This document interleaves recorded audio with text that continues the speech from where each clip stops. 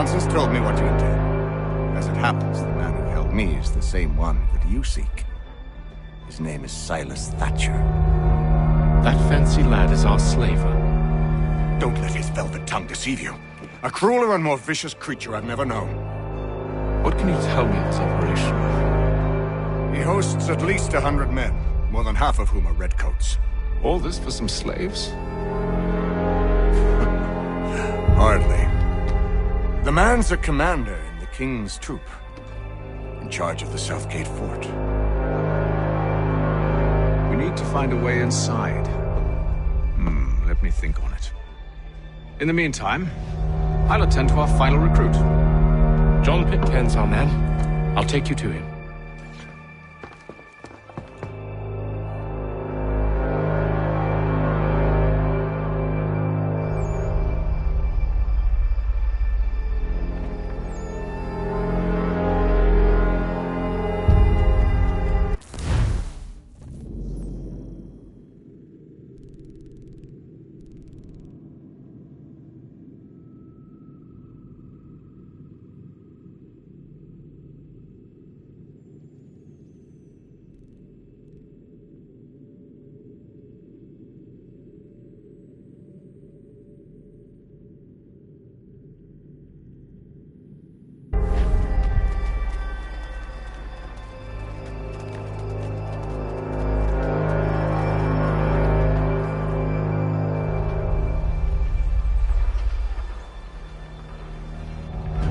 State your business.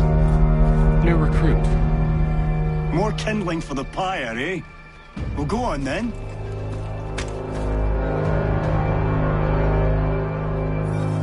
How'd you manage that? Did you forget, sir? My commission is with General Grant.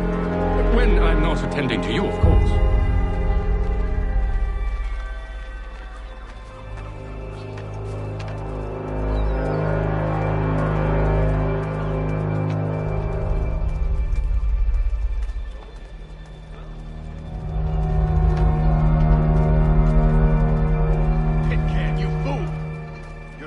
Treacherous. Give me one good reason. I shouldn't kill you right now. Were you planning to announce yourself, or did you hope my men wouldn't notice your arrival? If you'll allow me to explain. By all means. I should like very much to hear this. I have not deserted, sir. I am here under Commander Amherst's orders. Show me a letter bearing his seal, and you might be spared the gallows. I have no such thing. The nature of my work, sir, It's the sort of thing best not put to paper. Haytham. General Braddock? I suppose I shouldn't be surprised. Wolves often travel in packs. Master Pitcairn won't be here for but a few weeks. I shall return him to his proper post once our work is finished. The devil's work, no doubt. It's bad enough my superiors have insisted I grant you use of Charles. But they said nothing about this traitor. You'll not have him. Edward, listen to reason. We're done here. See these gentlemen out.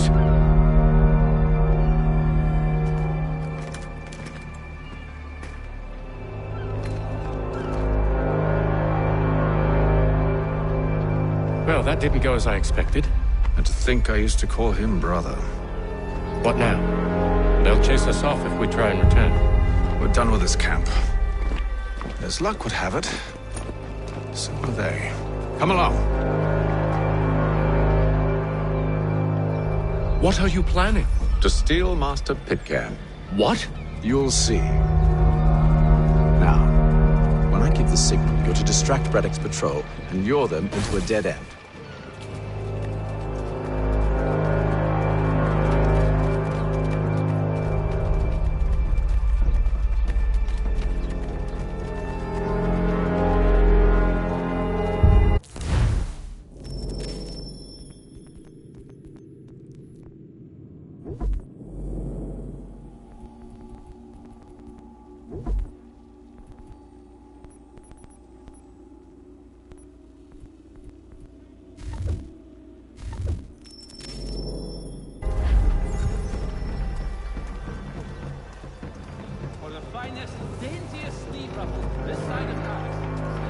Where shall we head next? Perhaps down Marlborough. No. Its residents... What of Lynn or Ship Street? Yes. Those fresh arrived are often soon in dire straits. They're more likely to seize upon an opportunity to fatten their purses and feed their young.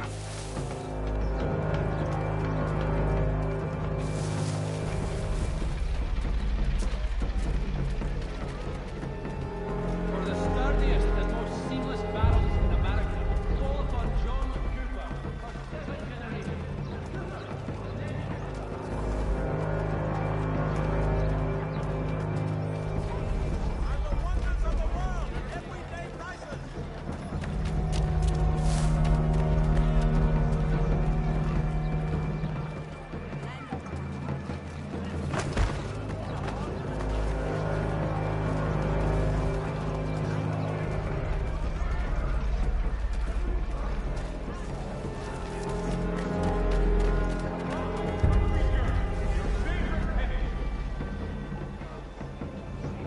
Now!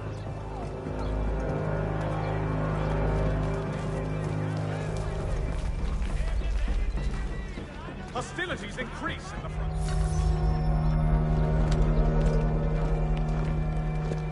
Oi! You thieves and scoundrels, one and all! Fie on you and your false war!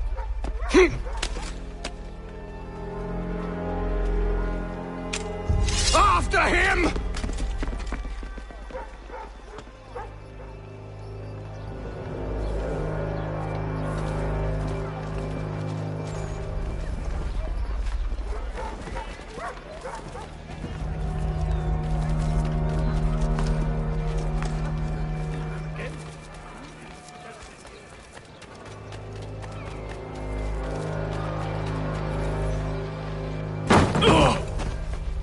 Unhand him, Edward. You again.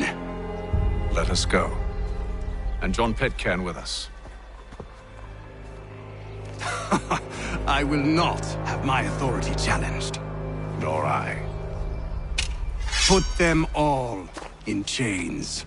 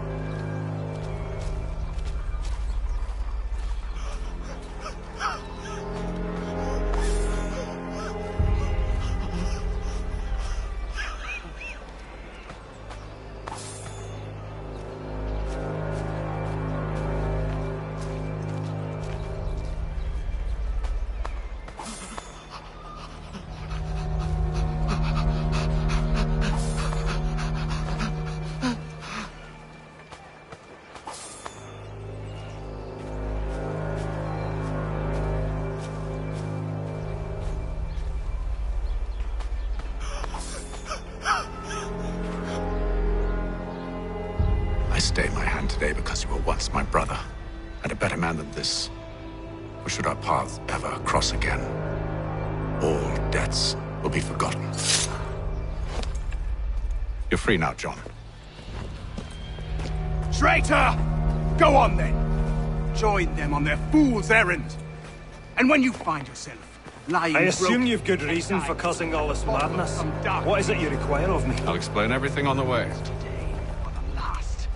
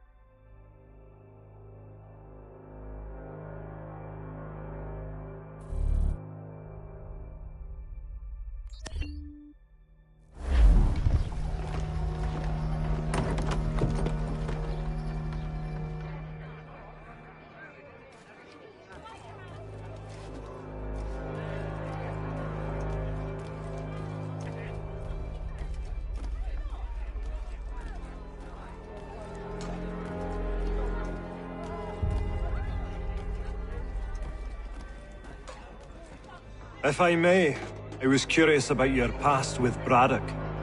You two clearly have a history. Edward was one of us upon a time. I considered him a close friend. He was brave and bold in ways few men are. But everything changed at the siege of Bergen-op-Zoom. We had lost the fortress to the French, and were in the midst of egress. There was a skiff hidden at the port with which we planned to make our escape.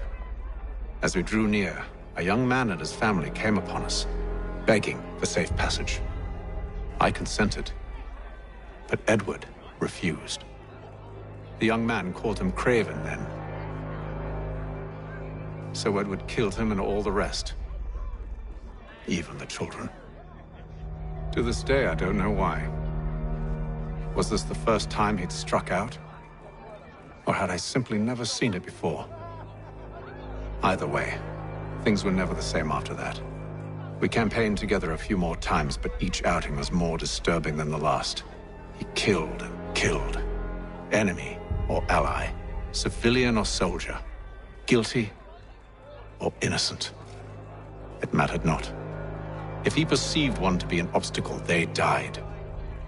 He maintained that violence was a more efficient solution. It became his mantra. And it broke my heart. I had no idea. He hides it well, and intimidates into silence any who discover him. Those who persist have a tendency to find misfortune. And we should stop him. I suppose you're right. But I maintain a foolish hope that he might yet be saved and brought back round to reason. I know. It's a silly thing to believe that one so drenched in death might suddenly change. I'm sorry to have brought this up. It was not my intent to sour you. Nonsense. We are brothers now. There should be no secrets between us. This business with Silas confuses me. If Britain stands any chance of pushing back the French, they must ally with the natives, not enslave them. Silas is loyal only to his purse. That his actions harm the Crown is irrelevant. So long as there are buyers for his product, he'll continue to procure it. All the more reason to stop him, then. My days are spent in Congress with the locals, attempting to convince them that we're the ones they should trust. That the French are merely using them as tools, to be abandoned once they've won. Your words must lose their strength when held against the reality of Silas' actions. I've tried to explain that he does not represent us. But he wears the red coat. He commands a fort. I must appear to them either a liar or a fool. Likely both. Take heart, brother. When we deliver them his head, they'll know your words were true.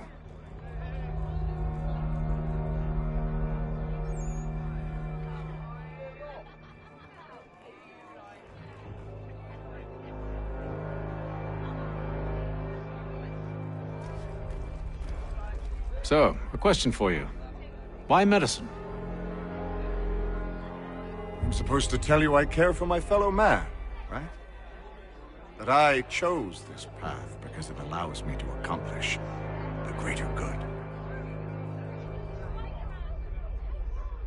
Are these things not true? Perhaps, but that's not what guided me, no. For me, it was a less abstract thing. I like money. There are other paths to fortune. But what better ware to peddle than life? Nothing else is as precious nor so desperately craved. And no price is too great for the man or woman who fears an abrupt and permanent end. Your words are cruel, Benjamin. But true as well. You took an oath to help people, did you not? I abide the oath, which makes no mention of price. I merely require compensation, fair compensation, for my services. And if they lack the required funds? Then there are others who will serve them. Does a baker grant free bread to a beggar? Does the tailor offer a dress to the woman who cannot afford to pay? No. Why should I? You said it yourself. Nothing is more precious than life. Indeed. All the more reason one should ensure they have the means to preserve it.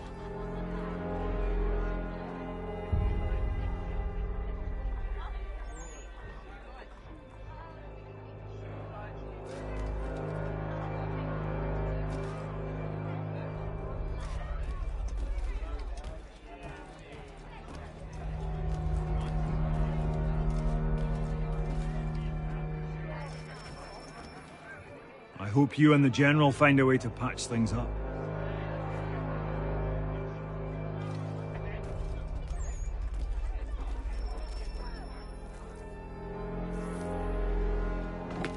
Gentlemen, I believe I found the solution to our problem.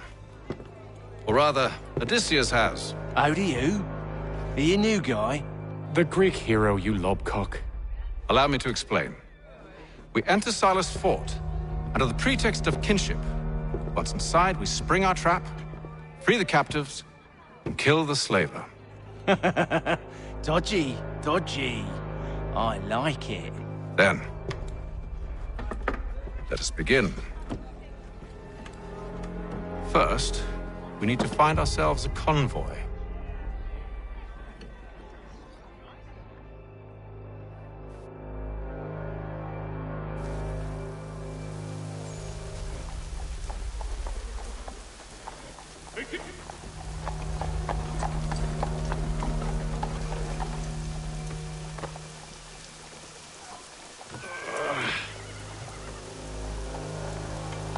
Convoy should be here soon. We'll attack on my signal. Understood, sir. If we time this right, we can catch them all unawares.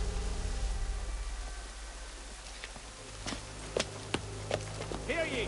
Lieutenant Colonel George Washington has led troops in an attack on the French. French from protesters to our king and diplomatic...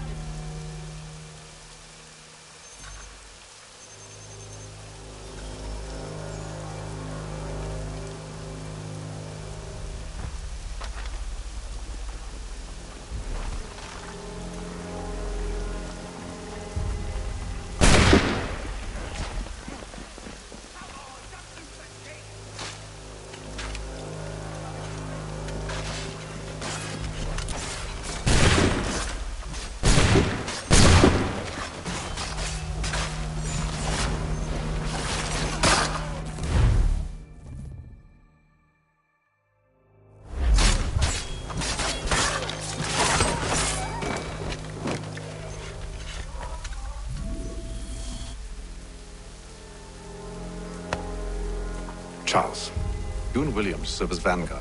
Let no man reach us. What about me? You and John will follow from a distance and keep watch over us. I'll signal you when I have need of your services.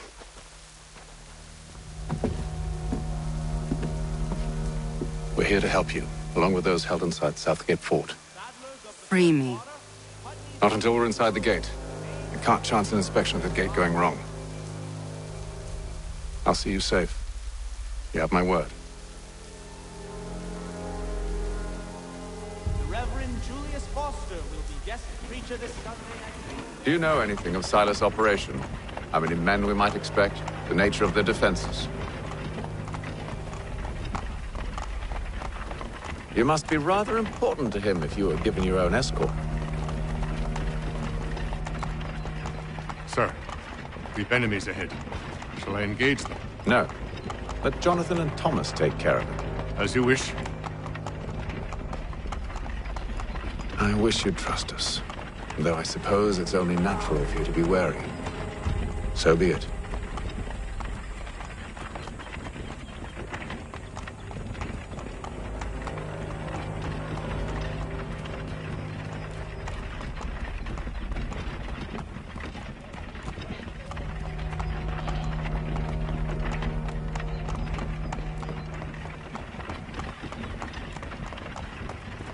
Halt! Identify yourselves! Where is Lieutenant Jones? What's the meaning of this?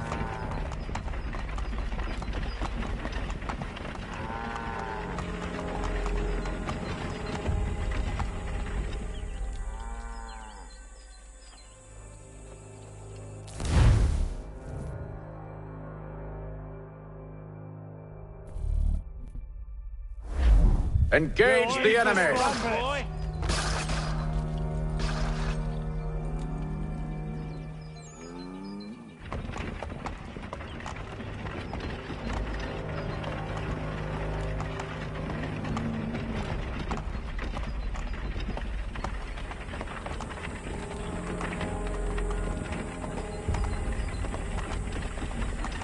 Goddamn dogs.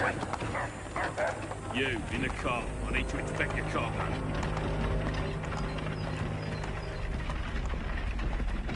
Let no man reach us! Looks like you're to meet the Reaper.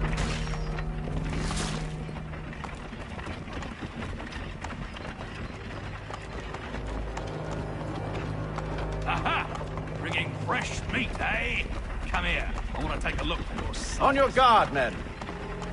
Of course. Only say the word, and I'll cut them down. Me and you. Who's your officer?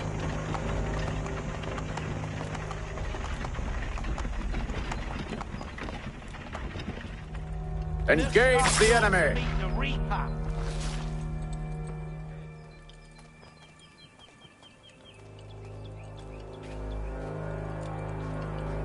All clear.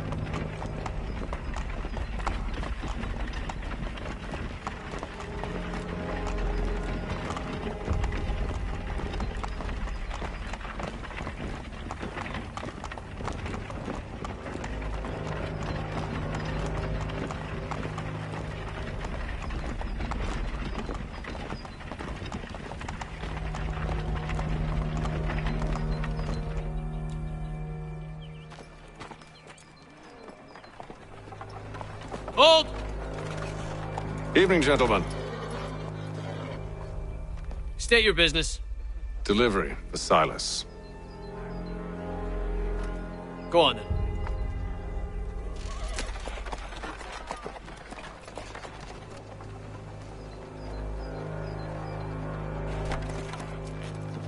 See? I'm freeing you just as I said I would. Now, if you'll allow me to explain... Let her go. But she'll give us away. No, she won't. What's the plan? Free the captives and avoid detection. What of Silas? He dies. Let know when you're ready to strike.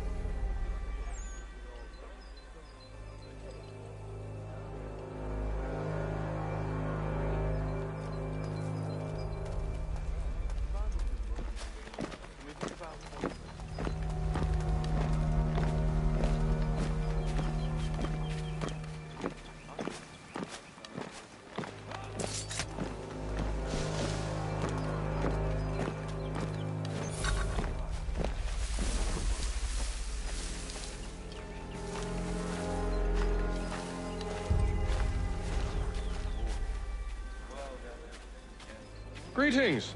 How fares the watch? Who are you? Thomas Smith, newly recruited.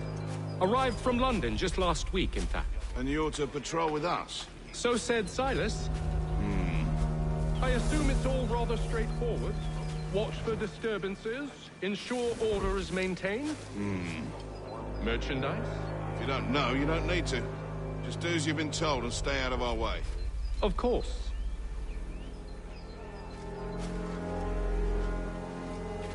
I assume it's quiet here most days? On occasion we'll catch a smuggler trying to ferry contraband into the city. A small fine instead of warning usually sets it right. A nice change of pace from the campaigning back home. Why do you think...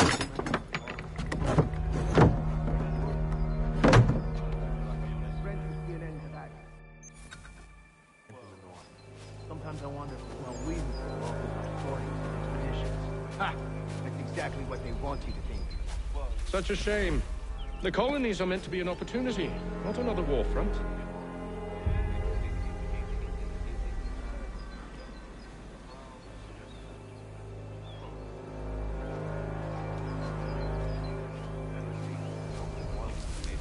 I must say, the weather in Boston is much fairer than back home. Wait until winter and see if you still feel the same. Or summer for that matter. The heat and wet suffocates a man. And his uniforms.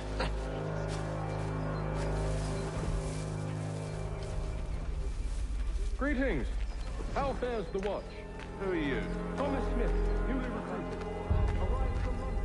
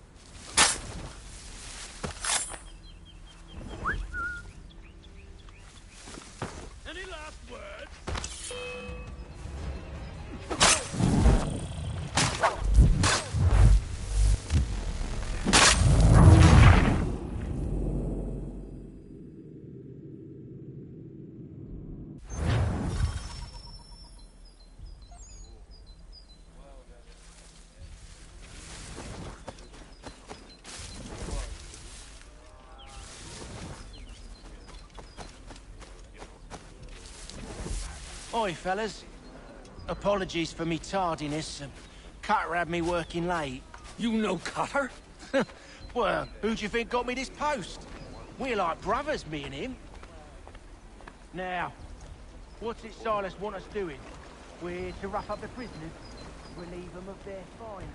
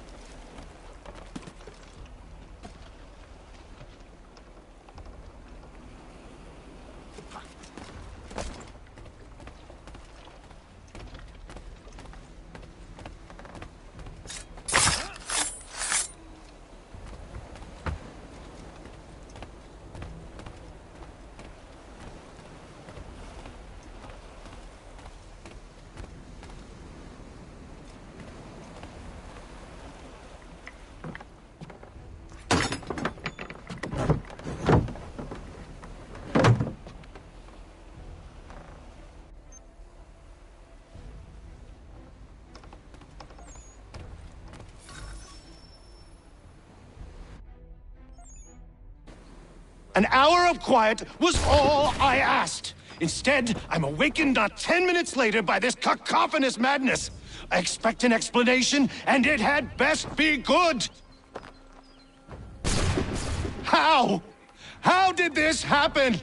My precious merchandise set free! It's unacceptable! Rest assured, I'll have the heads of those responsible, but first we clean up this mess!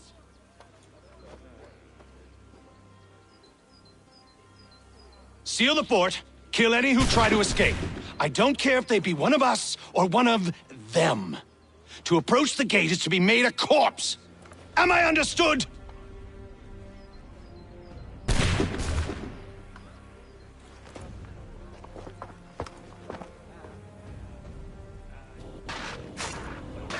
Push them back! Go on! We'll hold back the guards while you deal with them.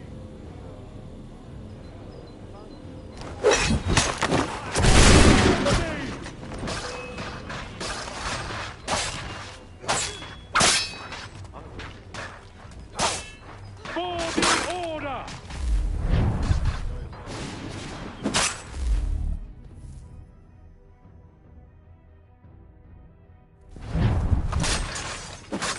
For the order!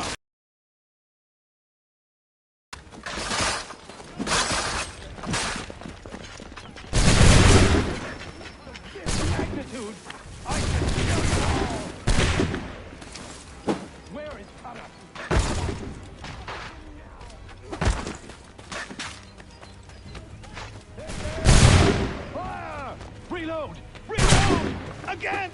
Interloper! Kill Benjamin! the intruders! Glad to have you with us. I could use some help.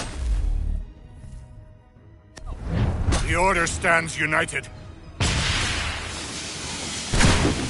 He's the one responsible! Kill him!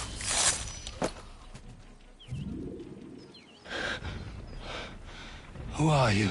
Name's Haytham Kenway. You don't know me, but I believe the two of you are well acquainted. I made a promise to you, Silas. One I intend to keep.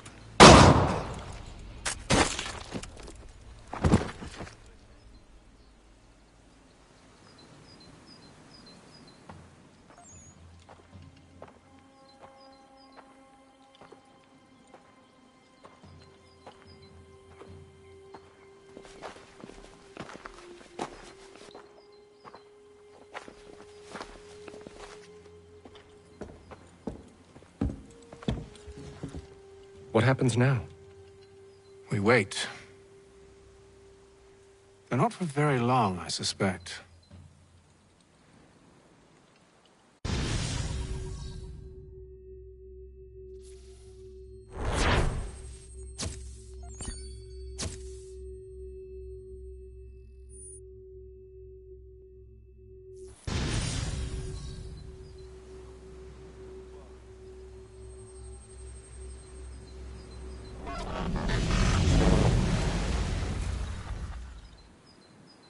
It's been several weeks now since we freed the Mohawk prisoners from captivity. I had hoped their leader might make contact, but there's been only silence. My men grow restless. They want to know what comes next, and I do not have an answer. Lee alone remains active, pursuing leads, however slight. He stalks the city streets and scouts the bordering woods, hopeful that he might make contact with one of those we saved. There was a woman there that night. It was she who helped the others to safety. If we can find her, I believe I'll have my answers.